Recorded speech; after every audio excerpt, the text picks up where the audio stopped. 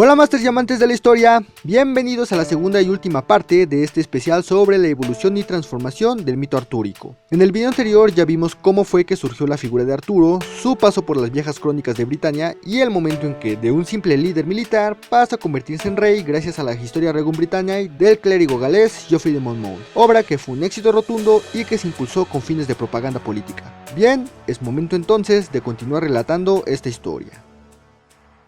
Después de su éxito alcanzado en Britania, para el año 1140, la Historia Regum Britanniae encuentra su primera traducción a la lengua francesa gracias al cronista Geoffrey Gaimard. Esta traducción a su vez sería utilizada por el poeta anglo-normando Wace para escribir en 1155 su obra más emblemática, Le Roman du Brut, o El Romance de Bruto. Este poema, dedicado a Leonor de Aquitania, que ella había dicho que era una importantísima noble francesa y que ya se había convertido en esposa del rey Enrique II, más que una traducción de la obra de Monmouth, es una adaptación en verso y a la usanza francesa, mezclado además con el folclore celta de Bretaña, que no hay que confundir con Britania, convirtiéndose en un parteaguas del nuevo rumbo que tomaría el mito artúrico. En su poema, Wace, haciendo algo similar a lo realizado por Geoffrey de Monmouth, relata la historia de los antepasados de Enrique II, remontándose al héroe troyano Bruto, quien a su vez sería ancestro por línea directa de Arturo, en quien la obra se va a enfocar. El Arturo de Wace también es un monarca, pero se presenta como un héroe de estilo épico y encarnando los valores de justicia y compasión. Un amante de la gloria que introdujo en su corte las normas de cortesía, siendo totalmente despojado de las actitudes y acciones violentas que aún estaban presentes en la Historia Regum Britanniae. Wace además introduce nuevos elementos que se volverán tan emblemáticos de la leyenda arturiana como la mesa redonda, alrededor de la cual todos los caballeros de la corte del rey se sentaban en igualdad de condiciones, el famoso bosque de Brocéliande, en donde a futuro ocurrirán mágicas aventuras y que sería morada de Merlín, el nuevo y más famoso nombre de la espada de Arturo,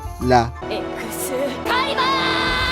y también es Wace el primero en plasmar por escrito la llamada esperanza britana, esa idea de que los britanos en tiempos de necesidad esperaban el regreso de su rey desde Avalon, a donde había ido a dormir para reponerse de sus heridas. El romance de Wace también alcanzaría bastante éxito entre los nobles franceses y se iría difundiendo por las cortes de aquella región, surgiendo refinados poemas que estaban relacionados con el mundo artúrico, como los famosos Leis de María, una especie de canciones medievales escritas por una tal María de Francia, de la que no se sabe nada más allá de lo que escribió. Por el poema de Wace y el material derivado de este, la leyenda artúrica llegaría a oídos de otro de sus grandes aportadores, Chrétien de Troyes.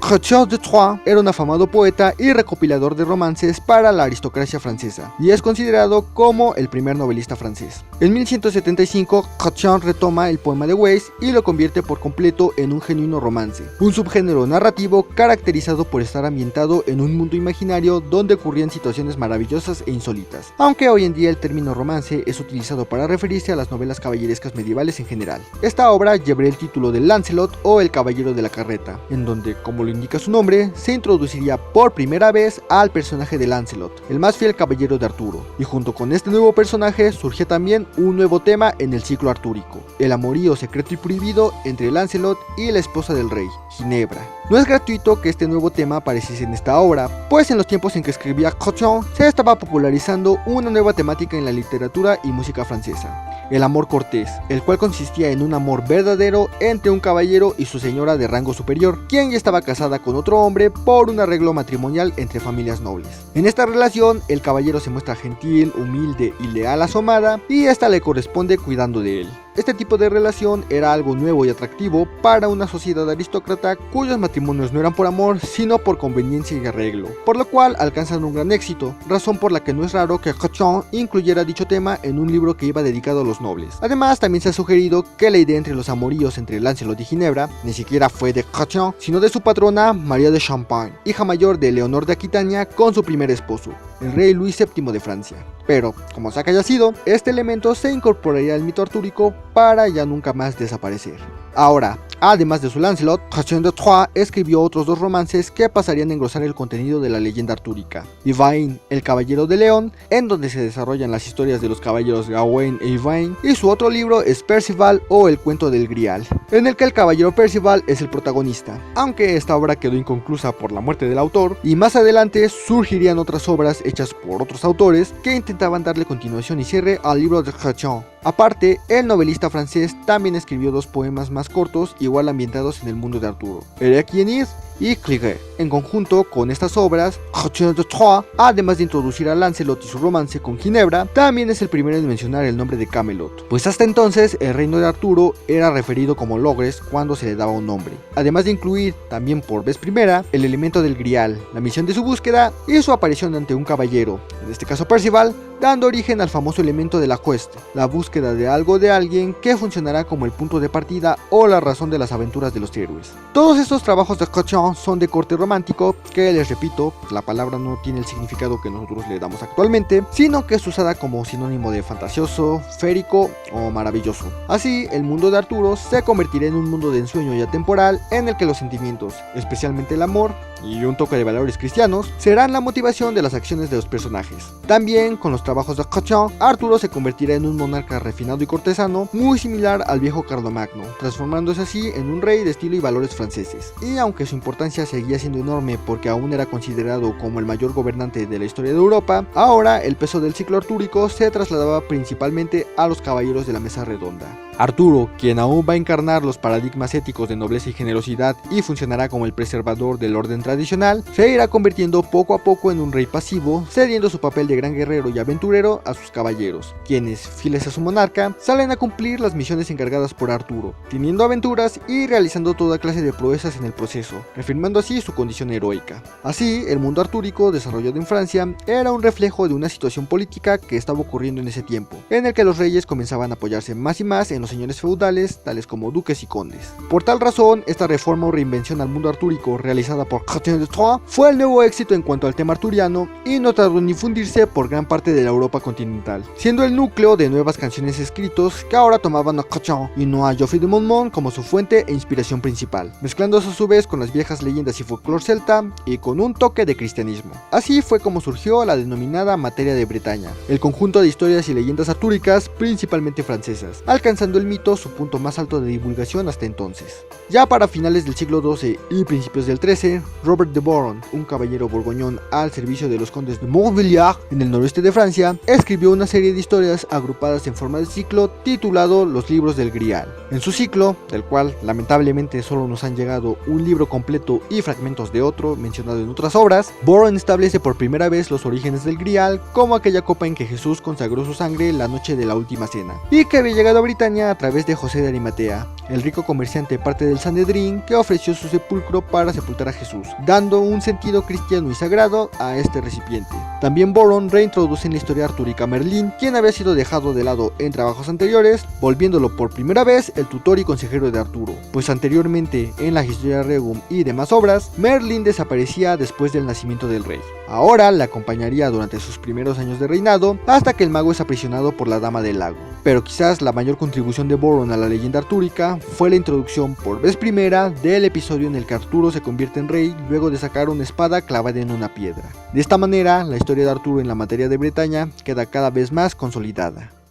Con el éxito acumulado, el material artúrico francés no tardaría en llegar a Inglaterra, el sitio de donde había salido la leyenda. Un sacerdote de nombre Laymon tradujo al inglés el Roman de Brut de Weiss. Sin embargo, su traducción la hizo no pensando en los nobles, sino en el pueblo común, con un lenguaje más rústico y con un estilo que le daba un aire de una epopeya temprana de Britania, dando más peso a las aventuras épicas que al romance o a los sentimientos. Regresando Arturo a su faceta de líder bárbaro, terrenal y sencillo, el símbolo nacional de la isla, aquel hombre criado por elfos quienes le dieron todos los dones que habrían de convertirlo en el héroe británico por excelencia, muy diferente del rey de ensueño de los romances franceses. Y es que a eso estaban acostumbrados los britanos y galeses, pues aunque en la Europa continental se afrancesaba, en la isla británica, especialmente en Gales, Arturo no había dejado de ser aquel rey o líder de origen celta que figuraba en las antiguas canciones, un excelente cazador que rescataba damiselas en apuros y se enfrentaba a malignos señores, e incluso también ya era representado como un ser divino que por las noches comandaba a los espíritus en el fenómeno conocido como cacería salvaje. Las historias más importantes de este Arturo 100% britano están contenidas principalmente en el libro negro de Camarsain, en el libro de Taliesin y en el Mabinogion, textos ya tardíos del siglo XIII, pero que recogen tradiciones del siglo X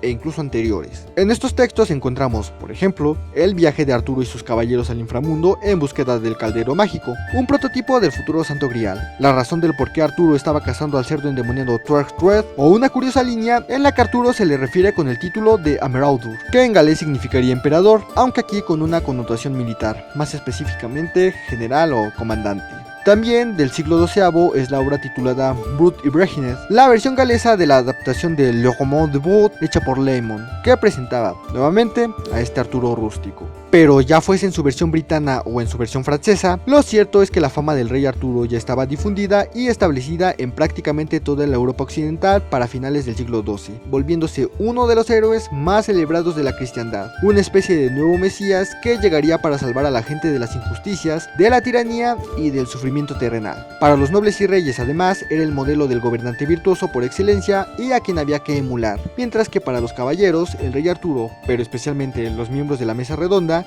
se convirtieron en el estandarte y salvación de la clase caballeresca europea que comenzaba a verse amenazada por una clase emergente de ricos comerciantes que habitaban en las ciudades y a los que después conoceríamos como los burgueses, con quienes los reyes y señores feudales empezaban a hacer alianzas, desplazando a los caballeros. Como el rey Arturo no hacía tratos con los avariciosos comerciantes y además sus caballeros en este punto ya eran los que realizaban las grandes hazañas, la clase caballeresca encontró en el mito artúrico un halo de esperanza para ellos y por lo tanto debe difundirse, para evitar que la caballería fuese desechada, de tal manera que el rey Arturo ya no servía únicamente a las políticas de los Plantagenet, sino que se volvió el símbolo de la monarquía ideal para toda la Europa occidental, tanto al nivel de los monarcas como de los señores feudales, pero al también convertirse en el modelo definitivo de las novelas de caballería, igualmente sirve, junto con los caballeros de la mesa redonda, a los intereses de este grupo social caballeresco. Además de esto, luego de que en 1190 unos monjes supuestamente encontraran en los terrenos de la abadía de Glastonbury las tumbas tanto de Arturo como de Ginebra, si alguna vez en el mundo medieval hubo duda de la existencia de este monarca, con dichas pruebas, entre comillas, toda duda quedó erradicada por completo, y el rey fue celebrado como parte importante de la formación de Europa, desplazando a Carlomagno. En este momento, el mito artúrico alcanzaba su punto más alto, aunque esto no significaba que ya su formación hubiese culminado. En la primera mitad del siglo XIII apareció un conjunto de textos relacionados entre sí y que contaban la historia artúrica de principio a fin. Este grupo de libros fue conocido como Ciclo de la Vulgata o de Lancelot Grial. Este ciclo se componía de 5 textos, 3 de los cuales aparecieron entre 1215 y 1235 y que son comúnmente referidos como el Lancelot en prosa por el enorme protagonismo que se le da al Caballero del Lago. Y los 2 libros restantes fueron añadidos posteriormente, pero curiosamente eran las precuelas de las obras ya existentes. No se sabe realmente quién escribió estas obras, por lo que son consideradas como anónimas, aunque han sido atribuidas algunas veces a Walter Map, archidiácono de Oxford y pariente de Enrique II de Inglaterra, aunque esto no es seguro, pues si bien sí pudieron ser escritas por este autor, también pudieron ser compuestas por varios autores diferentes. Ahora bien, las 5 obras que componen el ciclo de la Vulgata son las siguientes. La historia del Grial, que como indica su título, cuenta los orígenes y la importancia del Grial basándose en la obra de Robert de Boron. El segundo libro en cuanto a trama es Merlín, que también basándose en lo escrito por Boron, se centra en los orígenes e historia del famoso mago y su relación con el Grial. El tercer libro de este ciclo es el Lancelot du Lac, la más extensa de las 5 obras. Se centra en Lancelot y es la obra que establece por vez primera una historia bien definida para este caballero, narrando sus orígenes, su crianza a cargo de la Dama del Lago, su investidura como caballero y su amor por Ginebra, además de relatar la concepción de su hijo Galahad. El cuarto libro es La prueba del Santo Grial, que se centra obviamente en la búsqueda del Grial, prueba en la que ya muchos caballeros habían fracasado, aunque aquí se hace por primera vez el reemplazo de Percival por Galahad como el caballero destinado a encontrar la copa sagrada, dado que el hijo de Lancelot era el único caballero de vida completamente piadosa y sin tacha alguna, aunque Percival no desaparece, pues junto con otro caballero llamado Bors, se convierte en el compañero de aventuras de Galahad. Y ya por último, el libro que da cierre a este ciclo es La muerte del rey Arturo. Como su nombre lo dice, esta obra culmina con la muerte de Arturo y la ruina de Camelot, manteniéndose la infidelidad de Ginebra con Lancelot como la principal razón de la guerra entre los caballeros de Camelot, desapareciendo definitivamente el episodio de infidelidad entre Ginebra y Mordred que aún se mantenía en algunas historias. Además, en esta obra también se añadieron 2 nuevos elementos de importancia: el personaje de Morgana y el lanzamiento de Excalibur al lago, aunque aquí realizado por un caballero de nombre Sir Griflet. Este último libro ponía fin a la leyenda artúrica al dar muerte a la gran mayoría de personajes involucrados, especialmente a los personajes principales. El texto cierra diciendo que desde la caída de Camelot ya no hubo en Inglaterra ni en ningún otro lado tantos nobles, caballeros ni señores tan buenos, y que las tierras de Arturo quedaron secas y yermas. Esta visión trágica y melancólica, nuevamente, no es gratuita, pues el ciclo de la Vulgata surgió en un tiempo en el que la caballería comenzaba a caer en desuso y ya se veía como algo condenado a terminar para siempre. Sin embargo, curiosamente, este nuevo ciclo consiguió revivir todos estos valores caballerescos que se comenzaron a adoptar nuevamente, aunque más como una emulación o recreación que como una práctica real de la vida cotidiana. Aún así, el ciclo de la Vulgata se convirtió en la recopilación más exitosa de las historias artúricas al tratar de combinar perfectamente tanto las historias britanas como las francesas, y fue tomado por mucho tiempo como el canon absoluto o verdadero de la historia del rey Arturo y de sus caballeros de la mesa redonda, volviéndose la nueva fuente de la que se nutrieron los posteriores trabajos relacionados con la leyenda arturiana, así como en su tiempo lo habían sido la historia Regum Britanniae y los romances de Chrétien de Troyes. Tras el ciclo de la Vulgata y el renacer de la literatura artúrica, aparecieron nuevas obras de cierta importancia en diversas partes de Europa, como el Parsifal de Wolfram von Eschenbach, quien con un estilo del cantar de gesta alemán e inspirado por Chrétien de Troyes, trató de darle un cierre digno a la historia de Parsifal, siendo esta quizás la secuela más conocida o aceptada de la historia de Chrétien.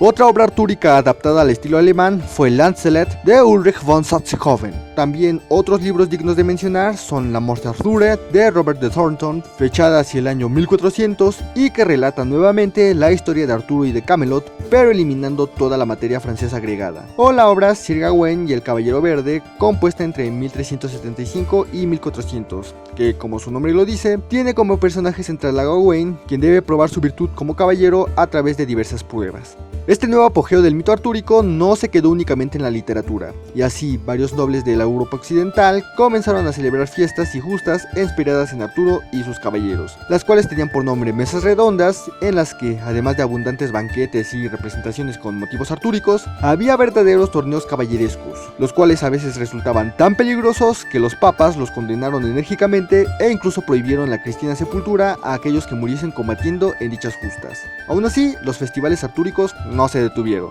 Uno de los más célebres fue aquel acontecido en 1344, organizado por el rey Eduardo III de Inglaterra en su castillo de Windsor para conmemorar sus importantes victorias sobre los dos grandes enemigos históricos de Inglaterra, Escocia y Francia. En aquella festividad, el rey juró fundar una mesa redonda y nombrar como miembros de la misma a 300 buenos caballeros, tal como Arturo lo había hecho en su tiempo. Dicha mesa redonda se fundó, luego de varias interrupciones, en el año 1348 bajo el nombre de la Orden de la Liga, la cual es la orden de caballería más longeva y respetada en Europa, pues sigue vigente hasta nuestros días. Eduardo III era, como sus antepasados Plantagenet, un entusiasta creyente y seguidor del mito artúrico, tanto que parte de su discurso para justificar sus aspiraciones al trono francés incluían a la figura de Arturo, su supuesto ancestro, lo que originaría la Guerra de los 100 años, en donde participaría años más tarde nuestra Juanita, por lo cual Edward debía estar muy orgulloso de su orden artúrica. Sin embargo, al momento de su fundación, los ideales caballerescos, fuera de las justas recreativas y los festivales, estaban ahora sí ya en decadencia. Los caballeros de cuna dorada y altos valores comenzaban a ser sustituidos en los ejércitos por hombres de baja alcurnia y moral dudosa, pero muy efectivos en la guerra gracias a su alta violencia y su armamento ligero, más práctico que los pesados ornamentos de las antiguas armaduras nobles. Era el cambio de ideales y de la forma de hacer la guerra de los siglos XIV y XV, en la que valía más la efectividad y la rapidez del matón que la vistosidad y la palabrería de los viejos caballeros.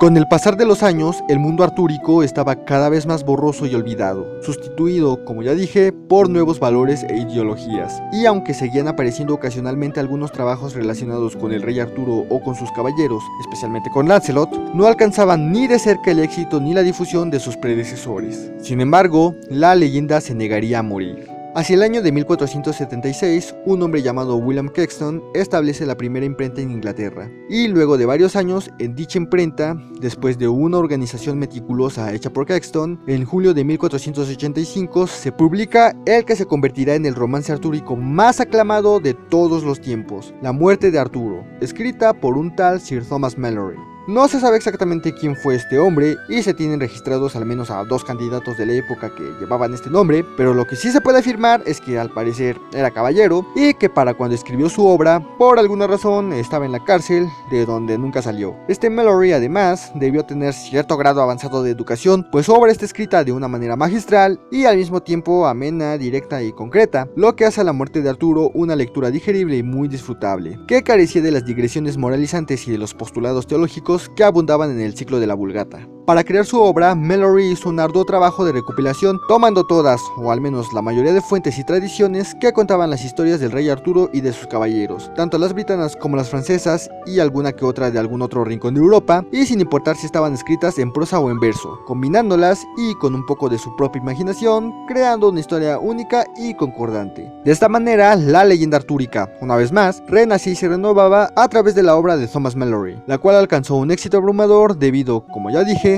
a su estilo sencillo y ágil, convirtiéndose en la historia definitiva del rey Arturo, quitándole lugar al ciclo de la Vulgata como el canon artúrico y volviéndose incluso hasta el día de hoy el mayor referente de la caballería medieval en el imaginario popular y la principal fuente o base que se usa para realizar nuevos trabajos sobre el rey Arturo, especialmente en la ficción, sumado a que desde su publicación ha sido el trabajo artúrico más difundido y el libro de temática medieval que más se ha publicado y que más ediciones tiene hasta nuestros días, a pesar de que La muerte de Arturo ya no es una obra estrictamente medieval, sino que su estilo se asemejaba más a la literatura renacentista del naciente mundo moderno. No así, La muerte de Arturo sí es la culminación de siglos de desarrollo del ciclo artúrico, en donde, como ya les dije, se mezclaron y ordenaron todas las tradiciones anteriores para volverse una sola historia. No obstante, aunque la obra de Malory sí fue una brillante luz que rescató momentáneamente al universo artúrico y de la caballería en general, aquel éxito pronto se vería opacado por un mundo de nuevos descubrimientos que se estaban suscitando, entre los que se encontraba el hallazgo de un continente totalmente desconocido para los europeos, lo que conllevó a una serie de grandes e importantes cambios a todos niveles para todo el mundo, formando nuevas sociedades e ideales en donde las fantasías caballerescas ya no tenían cabida, pues estaban siendo reemplazadas por las maravillas vistas y descritas por los exploradores europeos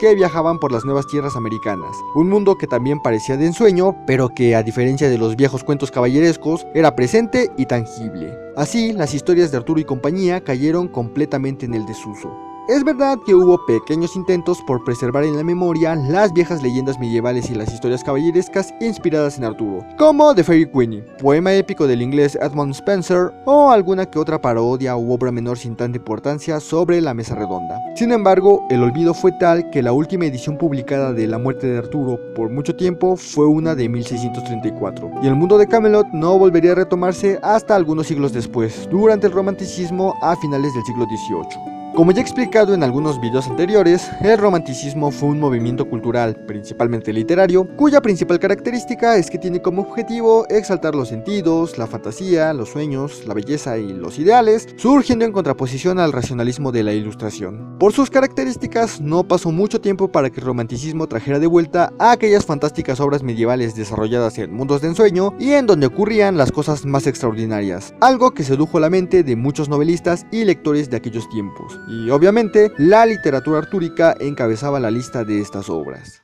Los primeros trabajos que rescataron a Arturo de las tinieblas del tiempo estuvieron a cargo de los escritores británicos Robert Southey y Walter Scott. Southey, poeta consolidado y amante de la historia y del mundo medieval, fue uno de los impulsores de las primeras reediciones modernas de La muerte de Arturo. Así, en 1816, luego de casi 2 siglos, se lanzaron 2 ediciones de bolsillo de la novela de Thomas Malory, y en 1817 una edición completa con introducción y notas de Southey. Por otro lado, Walter Scott, el autor del famoso Ivanhoe, y de quien se podría decir que es un pionero o incluso el inventor de la novela histórica, se había convertido en un arduo estudioso de la historia medieval y de todo lo que ésta implicaba, como las fantásticas novelas de caballería, las cuales serían grandes inspiraciones para sus escritos, como se puede ver en poemas de su autoría como El Marmion o The Bridal of Tyrman, de 1808 y 1813 respectivamente, los cuales incluyen notas en las que se hacía referencia a episodios artúricos extraídos del texto de Malory. Así, Scott, a través de sus escritos, se encargó de difundir nuevamente la leyenda arturiana, generando gran interés por la misma entre sus lectores.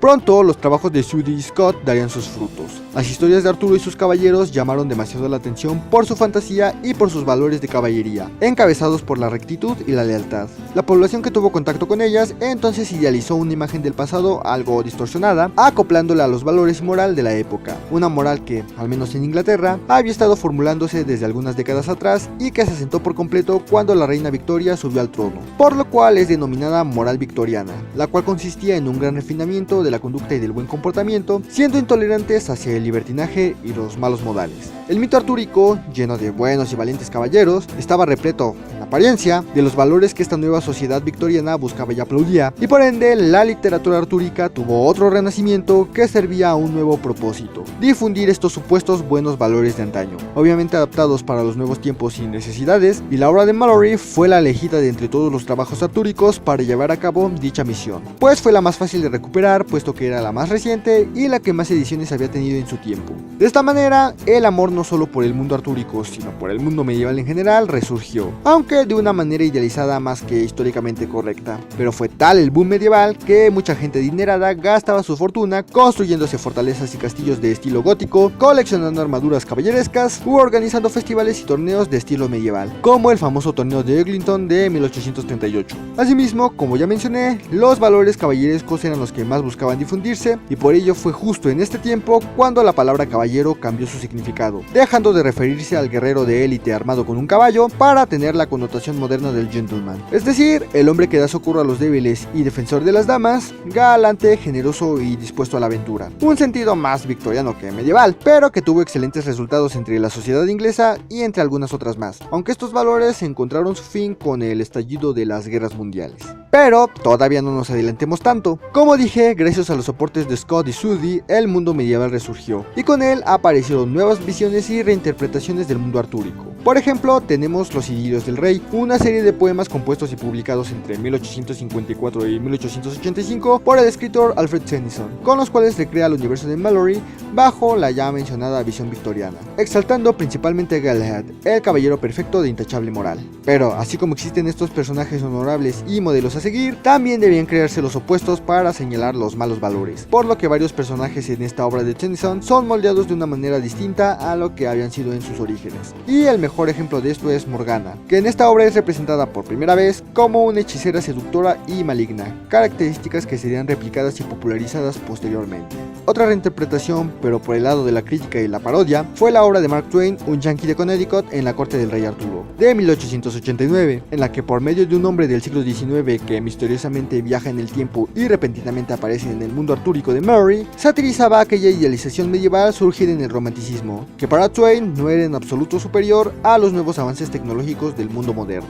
Pero sin duda, la obra que consolidó al mundo artúrico en el mundo contemporáneo, y que bien podríamos decir que es el tercer ciclo después del ciclo de la Vulgata y de la muerte de Arturo en establecerse como el canon artúrico, fue la serie The One and Future King, o simplemente Camelot, del británico Terence Humphrey White. Esta es una saga de 5 libros publicados entre 1938 y 1941 que hace una nueva recreación libre del texto de Malory y que toca temas que hasta entonces no habían sido explorados a profundidad, como la infancia de Arturo y su relación desde niño con Merlín. Y aunque a pesar de que en su saga abunda el humor, a veces bastante infantil, la saga de White pasó a ser la nueva fuente moderna del mundo artúrico, volviéndose la base para algunas obras en diversos medios, como la obra de teatro musical Camelot de 1960, la película de 1967 con el mismo nombre que es la adaptación al cine de esta obra de teatro, o la famosa La espada en la piedra de Disney, estrenada en 1963. Ahora bien, el resurgimiento del mundo artúrico trajo consigo una nueva duda por parte de la gente más racional. ¿Fue el rey Arturo un personaje históricamente real? Aquella pregunta, apenas 3 siglos atrás, resultaría en una afirmación indudable, pero ahora las mentalidades eran otras, y unas supuestas tumbas en Glastonbury, que ya ni siquiera existían en el siglo XIX, no eran suficientes para afirmar la existencia del monarca de Camelot. Fue así que, de la mano del renacer del mundo artúrico en la literatura, surgieron también trabajos históricos y arqueológicos a lo largo de los siglos XIX y XX, que utilizando las recientes ciencias y métodos del positivismo, se proponían encontrar evidencia de aquel rey, pero no hallaron ningún rastro para afirmarla, aunque también hay que decirlo, tampoco la evidencia suficiente para negarla. Arturo así se volvió un personaje mítico que bien sí sí pudo haber existido, pero no del modo en que las leyendas e historias lo retrataban, sino más bien habría sido un importante líder militar, como Niños ya lo había descrito más de 1000 años atrás. De cualquier manera, esto no detuvo la fascinación por la leyenda artúrica, ni por el libro de Malory. Ya por último, no podríamos hablar de un resurgimiento de la obra de Malory en el mundo contemporáneo sin mencionar el libro del estadounidense John Steinbeck, Los hechos del rey Arturo y sus nobles caballeros, de 1976, el cual es una adaptación de la muerte de Arturo en una lengua más moderna y comprensible para nuestros tiempos, además de que los personajes tienen un mayor desarrollo psicológico y caracterización.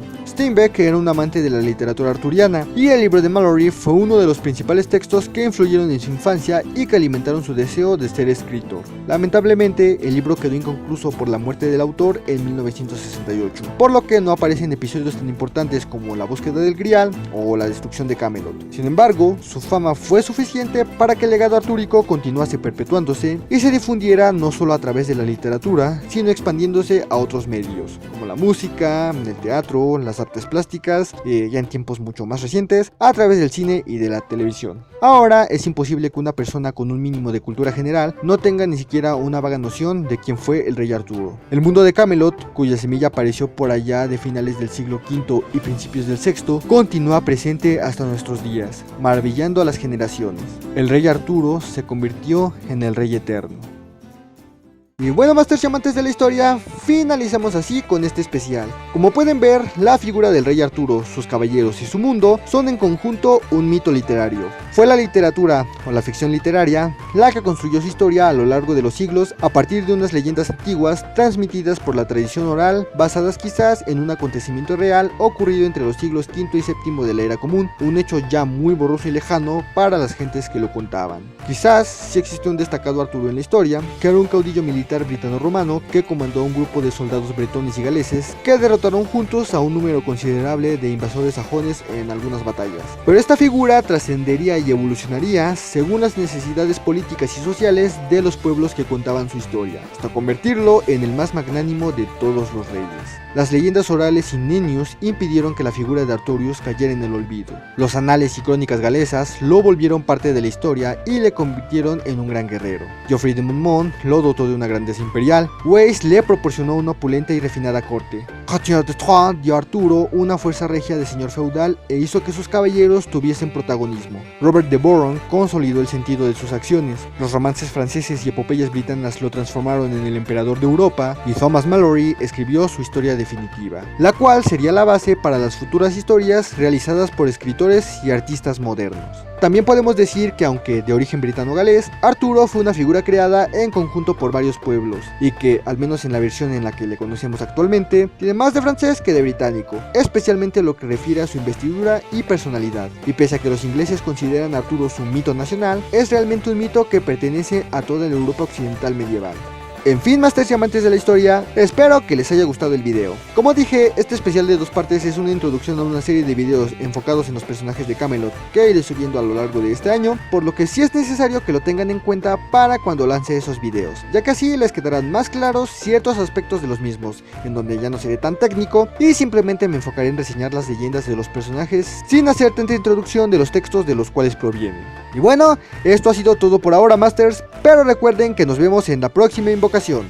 ¡Hasta luego!